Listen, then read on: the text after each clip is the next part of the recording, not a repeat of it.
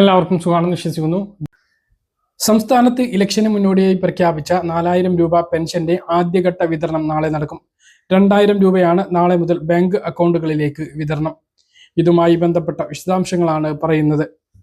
സംസ്ഥാനം നേരിടുന്ന അതീവ ഗുരുതര സാമ്പത്തിക പ്രതിസന്ധിക്കിടയിലും ക്ഷേമ പെൻഷൻ വിതരണത്തിനായി വീണ്ടും സർക്കാർ ഇന്ന് കടമെടുപ്പ് നടത്തി 3700 കോടിയുടെ കടപ്പത്രമാണ് സർക്കാർ പുറത്തിറക്കിയിട്ടുള്ളത്.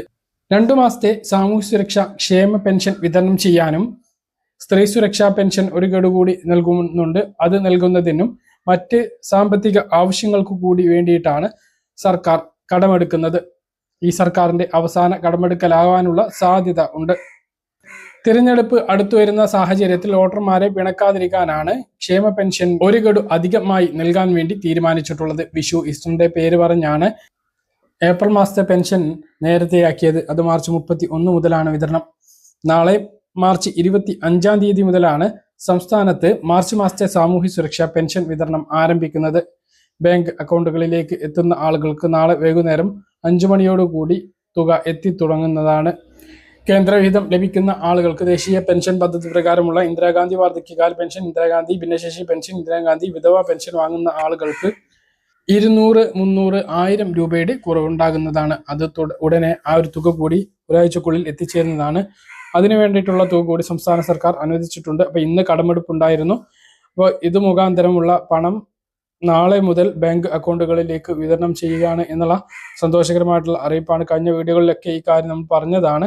അപ്പോൾ 2 മാസത്തെ പെൻഷൻ ഉണ്ടോ എന്ന് ചോദിച്ചാൽ ഉണ്ട്. അത് ഒരുമിച്ചല്ല എന്നുള്ളത് മനസ്സിലാക്കുക.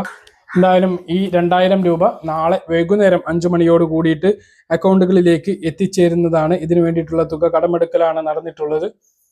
31-ാം തീയതി മുതൽ ഏപ്രിൽ മാസത്തെ പെൻഷനും ലഭിക്കുന്നതാണ്. സ്ത്രീ സുരക്ഷാ പെൻഷൻ അടുത്ത ഒരു ഗഡു നേരത്തെ ലഭിക്കും. ഏപ്രിൽ 9-ന് മുമ്പ് ഒരു ഗഡു കൂടി സ്ത്രീ സുരക്ഷാ പെൻഷൻ ലഭിക്കുന്നതാണ്.